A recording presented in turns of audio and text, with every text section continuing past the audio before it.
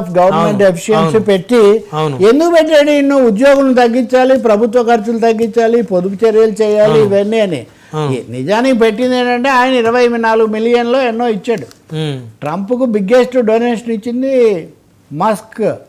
America ఎలా తయారైంది? మనం ప్రజాస్వామ్యం గొప్పది అంటుంటాం. వాడు మీకు కోట్ల డాలర్లు ఇస్తే మీరు తీసుకొని వచ్చి ప్రభుత్వ అధికార ప్రతినిధిగా పెట్టారు. సో అది ఇండియాలోనే కాదు, అమెరికాలో కూడా ఉంది. మరీ బాహటం. అమెరికాలో అధ్యక్ష అభ్యర్థి ఇన్ని కోట్లు రైస్ చేస్తేనే సేకరిస్తేనే అతనికి పదవి ఇస్తుంది, లేకపోతే అసలు టికెట్ కూడా ఇవ్వరు. అది చాలా ఓపెన్. అధ్యక్షుడితో డిన్నర్ గడిపితే మీరు $10 కట్టాలి, $100 బహిరంగంగా. ఇది బహిరంగం. అక్కడ ప్రతిదీ మార్కెటింగే. అలాగే ఎవరు క్యాంపెయిన్ ఇచ్చారు, ఎవరు ఎంత అడ్వర్టైజ్మెంట్ చేస్తున్నారు, ఇవన్నీ కూడా అక్కడ ఓపెన్ గా జరుగుతాయి. వ్యాపారమే సార్. మస్క్ను తీసుకున్నప్పుడు కాకపోతే వాళ్ళకు కూడా ఆందోళన కలిగించింది ఏమంటే మస్క్కు ప్రభుత్వ రహస్యాలు, రక్షణ రహస్యాలు కూడా వెల్లడవుతున్నాయి. ఇది మంచిది కాదు అని. ఎందుకనంటే వాడికి స్టార్ వార్స్ లాగా అంతరిక్షంలోంచి ప్రపంచాన్ని అంతా గమనించే నడిపించే అధికారం, అంత టెక్నాలజీ ఉంది. వాడి చేతికి ప్రపంచ రహస్యాలు పోతే ఏమవుతుంది భద్రత అని ఇలాంటి ప్రశ్నలు వచ్చాయి. కానీ ఏదైనా కానీ అతని కంటే గనుడు ఆచరణ మల్లన్నాని ఆ మస్కే చాలా విడ్డూరంగా మాట్లాడతాడు. వివాదం అనుకుంటే ట్రంప్ ఆయన రికార్డ్ బ్రేక్ చేసి పడేసాడు.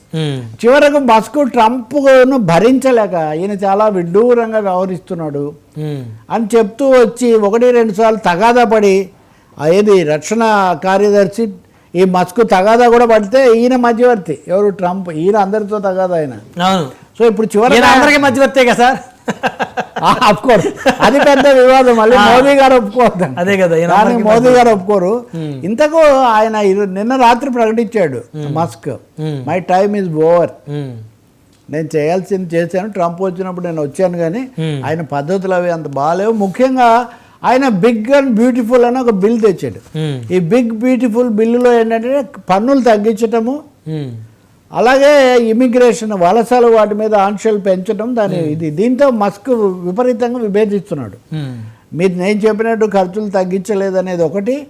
రెండోదేమో అందరితో తెంచేసుకొని టారిఫ్ వారి ఇదంతా చేయడం, ఇది కూడా నచ్చలేదు. మూడోది ముఖ్యమైనది, ట్రంప్తో కలిశారు కాబట్టి ట్రంప్ మీద అత్త మీద కోపం దుత్త మీద అన్నట్టుగా ట్రంప్ మీద ఉన్న కోపంతో మస్క్ సంస్థల దగ్గర నిరసనలు తెలపడము ఇవి జరుగుతున్నాయి. సో నాకెందుకు, పైగా నేను మీ దగ్గర ఉంటే నా వ్యాపారాలు దెబ్బతింటున్నాయి. అగ్ని ప్రమాదం జరిగింది, అంతరిక్షంలో ఒక నౌక ఆగిపోయింది. సో ఆయన ఈరోజు సెలవు తీసుకుంటున్నాడు. మనం ఒకటే తెలుసుకోవాల్సింది, మన మీడియా కూడా హైప్ ఇవ్వటం కాదు, ఫ్యాక్ట్స్ ఏంటి, బిట్వీన్ ది లైన్స్ ఏం జరుగుతుందనేది తెలుసుకోవాలి.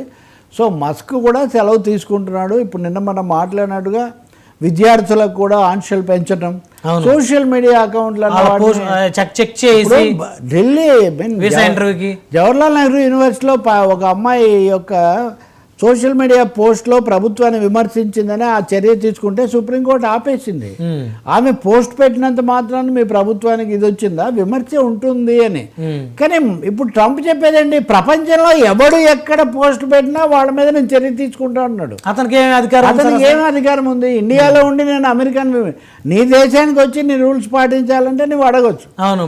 కానీ ఎవరు గ్లోబల్ సిటిజన్స్ అందరూ నా కంట్రోల్లో ఉండాలంటే దీన్ని మస్క్ కూడా టాలరేట్ చేయలేడు. ఎందుకంటే వాడికే ఎక్స్ ఉంది కదా. అవును. ఇది వరకంటే ట్విట్టర్, ఇప్పుడు ఎక్స్ అయింది. ఇప్పుడు దాన్ని ఈయన చెప్పింది నిజంగా అమలు చేసి ఎవరు ఏం పెట్టకపోతే ఎక్స్ కూడా నడవదు కదా సార్. కదా ఇప్పుడు ఎక్స్ కానీ ఎనీ సోషల్ మీడియా ప్లాట్ఫామ్ నడిచేది విమర్శలు, ప్రతి విమర్శలు అంతే కదా. కాబట్టి నాకు నచ్చినవే మీరు చేయాలి, మేము దాన్ని కూడా అడుగడుగున ఆంక్షలు వేస్తాము. నారాయణ రెడ్డి ఎక్కడో రాస్తాడు గాలి మీద ఆంక్షలు ప్రతి కథలకి, అది కుదరదు కదా. కాబట్టి మస్క్ ఎగ్జిట్ మస్క్, ఇప్పుడు హెడ్లైన్ ఏంటంటే ఎగ్జిట్ మస్క్. రైట్, మరొక అంశం చూద్దాం సార్. గాంధీ నెహ్రూలపై బీజేపీ దాడి, చరిత్ర మార్చాలని ప్రయత్నిస్తున్నారా? కాంగ్రెస్ పునాదులు తవ్వుతున్నారా? అంటే ఇది భారతీయ జనతా పార్టీ అధికారంలో ఉన్నప్పుడు, అధికారంలోకి వచ్చిన దగ్గర నుంచి కేంద్రంలో 2014 నుంచి కూడా జరుగుతూ ఉన్న ఎపిసోడ్ సార్. ఇది చర్చ. గాంధీ నెహ్రూలు ఈ దేశానికి ద్రోహం చేశారని కొన్ని ఎపిసోడ్లు, అదేవిధంగా కొన్ని సందర్భాల్లో గాడ్సేన్ గురించి ప్రస్తావిస్తూ సోషల్ మీడియాలో చాలామంది కూడా పోస్టులు చేస్తూ ఉన్నారు, గాడ్సే గొప్పవాడని. సో ఇవి ఎందుకు ఈ విధంగా ఉత్పన్నం అవుతూ ఉన్నాయి? జాతీయ ఒక విధమైన మతపరమైన ఉన్మాదం తీసుకొని రావటము, చరిత్రను వక్రీకరించడము, ఇష్టం వచ్చినట్టు పాకిస్తాన్ నెహ్రూయే సృష్టించాడని చెప్పడం కూడా ఇవే ఏం మాట్లాడండి ఇవన్నీ. గాంధీ పుట్టిన దేశం అనేది, నెహ్రూ కోరిన సంఘం అనేది, ప్రజలు గాంధీ నెహ్రూలను చేశారు, వాళ్ళు ఆ పాత్ర నిర్వహించారు కదా. నెహ్రూయే కాదు, వాళ్ళ నాన్న మోతీలాల్ నెహ్రూ టైం నుంచి కూడా కుటుంబం అంతా. ఇప్పుడు కుటుంబాలు వ్యక్తి భజన చేయకూడదు, కానీ వాళ్ళ పాత్ర చారిత్రక పాత్ర, సానుకూల పాత్ర ఉంది. అసలు ఐన్స్టీన్ అంతటి ప్రపంచ శాస్త్రజ్ఞుడు, ఈ నేల మీద గాంధీ లాంటి ఒక మనిషి ఉన్నాడా అని భావితరాలు ఆశ్చర్యపోతాయని ఐన్స్టీన్ కితాబ్ ఇచ్చాడు. సార్, నెల్సన్ మండేలా ప్రపంచానికి ఉత్తేజం. మండేలా జైలు నుంచి వచ్చిన తర్వాత, విముక్తి అయిన తర్వాత భారతదేశంలో ఆయనకు సన్మానం చేస్తే ఆయన ఏం చెప్పాడంటే, నెహ్రూ వాజ్ ఎ గ్రేట్